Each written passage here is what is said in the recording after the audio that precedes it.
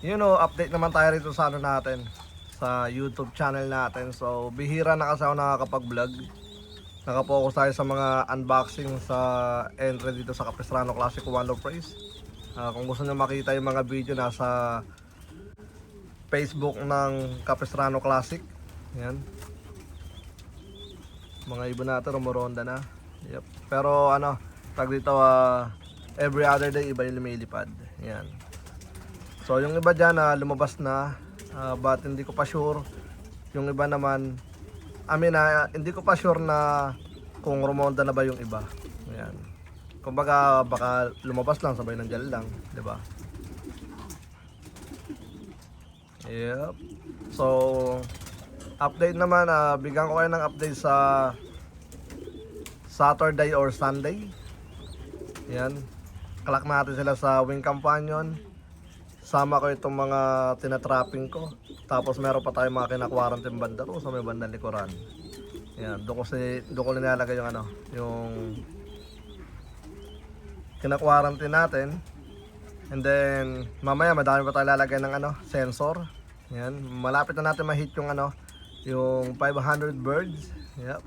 So maluwag pa tayo mga tol. Makikita niyo sa update natin dun sa Capistrano Classic. Nag-update ako dun, or sa Capistrano Loft dun sa Pensacola, Florida na page natin. So right, so ngayon sa mga nagtatanong, meron akong mga hindi napadalang mga opportunity race. Yan. Tsaka yung mini one love prize. Kasi dito, di ako nakapag-breed ng maayos, ng marami. Ng sarili ko kasi nakapag-breed ako para sa isang natin na partner na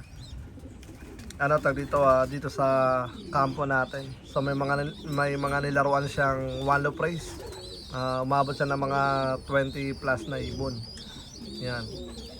Yun So siya naglaro nun. And then yung sa akin naman Martinez Classic. Tapos sa Alabama Slammer. Tapos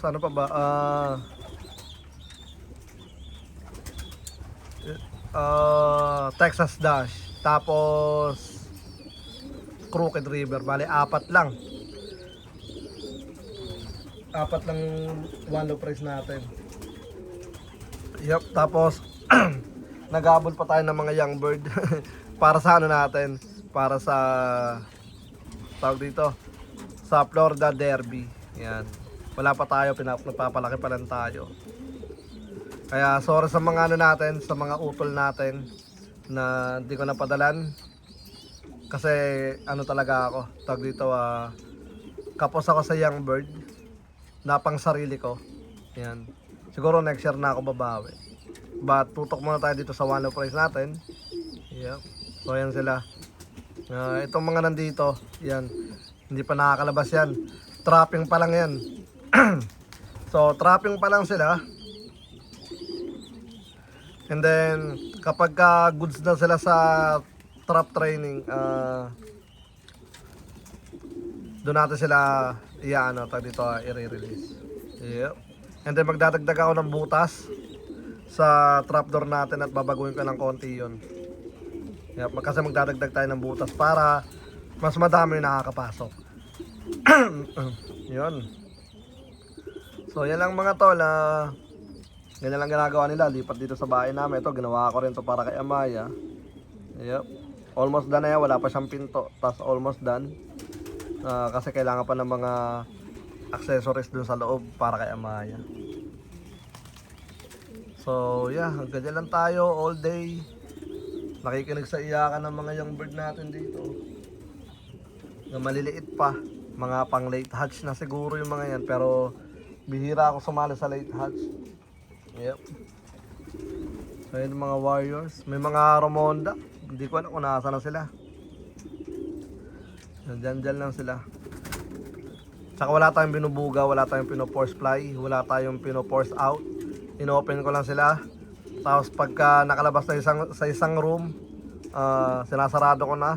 And then the next day, yung kabilang room naman, and the next day yung kabilang room. So meron tayo diyang 1, 2, 3, 4, 5 room. Yan. Alright, so yeah, yan lang muna sila. Masid-masid.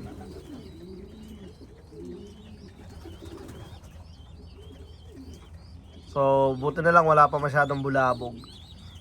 Nagugulat sila pero hindi yung about sa hawk. Kumbaga siguro this time iba pa yung favorite ng hawk ngayon. But right now all clear. Wala pa masyadong wala pa masyadong pag-atake. Pero sana wala muna kasi nag-aano pa lang tayo ng mga ganang ginagawa nila. Lipad-lipad. Paminsan nabubulabog. Yan. Ito, hindi ko muna to inalis. Yan yung harang na yan. Ayan o. Para pagka lumalabas sila doon sa pintong maliit, hindi ka agad direkta lipad. Pagpag muna, tas lakad-lakad. Ayan.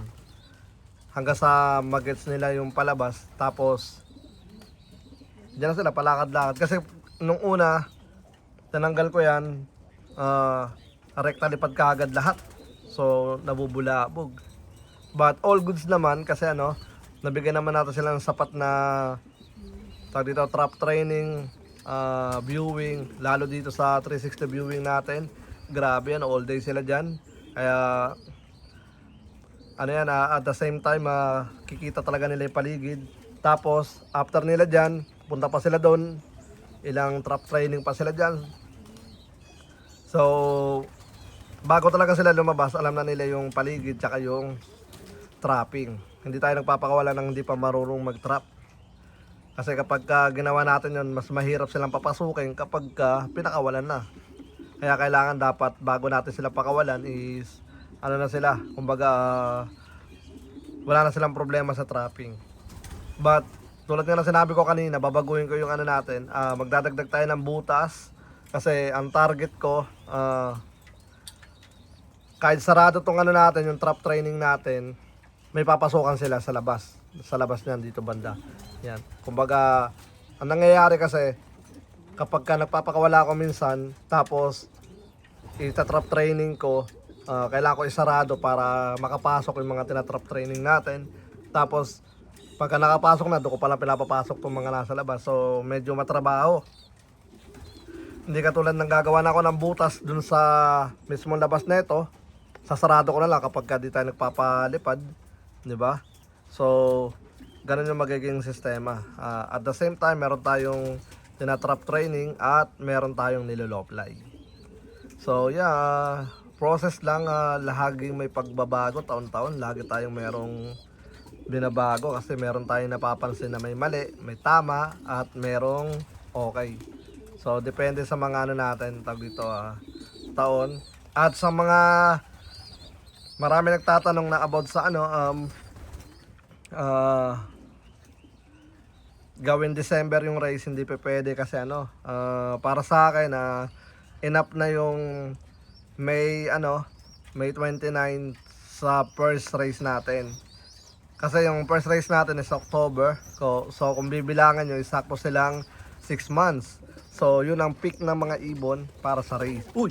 Gulat naman ako dun. Kala ko may atake na kasi hindi ka naman magpapakawala ng hindi ka naman magpapadala ng wala pang 1 month yung ibon Di ba? Alangan namang May, magpapadala ka ng May. Alangan namang kakapisa pa lang So siguradong lagpas 1 month na yon. So kung bibilangin mo siya ng October, 6 months siya. Di ba?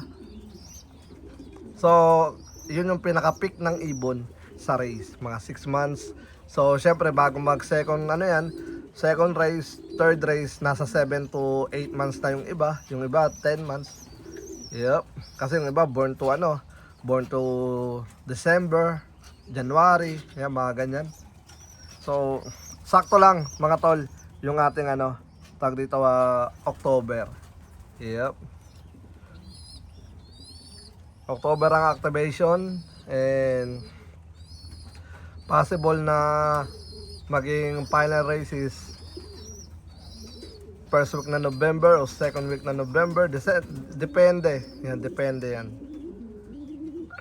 Tapos meron pa tayong optional na na optional natin is 450 miles. Yan.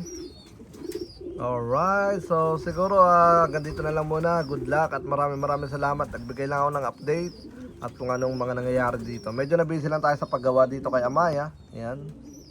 May sarili na siya. Kasi maraming nagulat nung sinama ko si Amaya sa taas. Kasi si Amaya ayaw magpaiwan. So ngayon, lalagay ko lang siya dyan. Sabay sarado ko pinto. Lalagyan ko ng pinto. Bahala na siya dyan. And then, at the same time, nakikita ko naman siya. Kaya, all good si Amaya dyan. Alright, so yeah, good luck breeders. Wait nyo Saturday or Sunday. I give you some update at Wing Companion. Ayan na sila. Sarap po.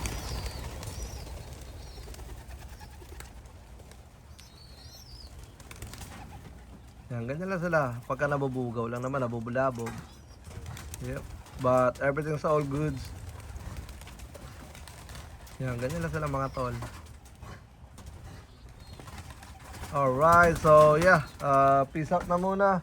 And good luck breeders. Let's go.